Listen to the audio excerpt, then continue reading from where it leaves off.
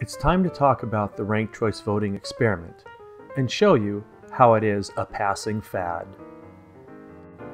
Ranked choice voting, or RCV, also known as Instant Runoff Voting, or IRV, will be used interchangeably through this presentation. Ranked choice voting was used in several U.S. cities in the early 1900s. Ranked choice voting was quickly scrapped in favor of majority rule and other election reforms. So now let's take a look at the use of ranked choice voting in modern U.S. history. Ann Arbor, Michigan was the first to use ranked choice voting in modern times, and they were the first to repeal it as well. Moving on to Cary, North Carolina, they first experimented with instant runoff voting in 2007. In a survey of voters, 22% said they did not understand instant runoff voting at all.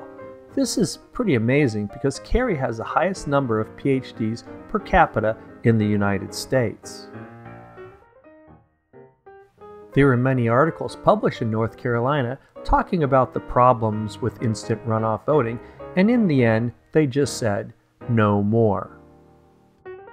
Cary, North Carolina dumped instant runoff voting because winners won with less than a majority. A council member said, "I'll take integrity in elections over funny math and 30% confusion any day." They soon went back to the traditional elections and never looked back.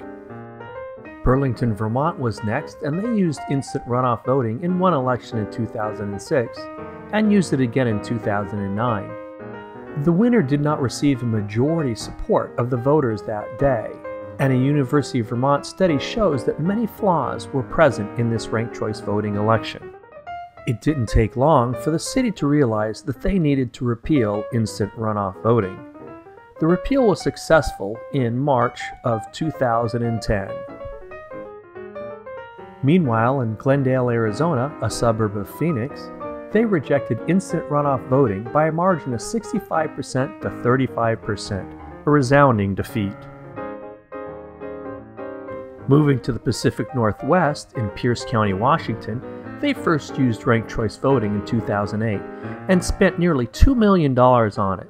They found they had a much lower turnout with ranked choice voting, and one candidate was elected with only 37% support. Ranked choice voting was repealed by 72% in 2009. Aspen, Colorado was next to experiment with ranked choice voting and held 2 elections in 2009. They found that in one election, a candidate would have won if he received less first-place votes, and both of the candidates won with less than a majority support.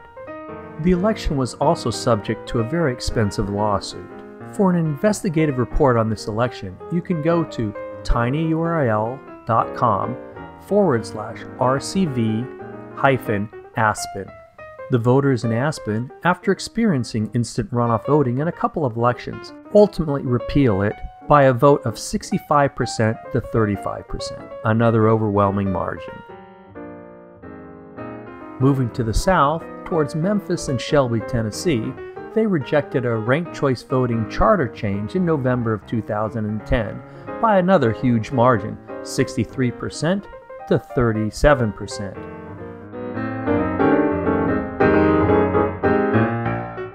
Moving to San Francisco, they've been using ranked choice voting since 2004.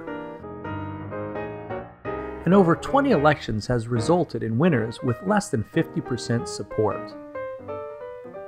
There's been nasty campaigns, most recently a $250,000 hit piece at the very last minute. And in 2010, a supervisor was elected with just 24% support. Recently, the San Francisco Chronicle has reported on a repeal effort. They state that business and labor types are eyeing a repeal of the ranked choice voting system. They've done a survey to see how the voters feel about ranked choice voting. Only about half claimed some level of familiarity with ranked choice voting. The bottom line, only 1 in 5 voters had a strong opinion one way or the other. It's only a matter of time before ranked choice voting gets repealed in San Francisco. So you've now seen how ranked choice voting is another passing fad. As someone once said, ranked choice voting is like asbestos. It seemed like a good idea at the time,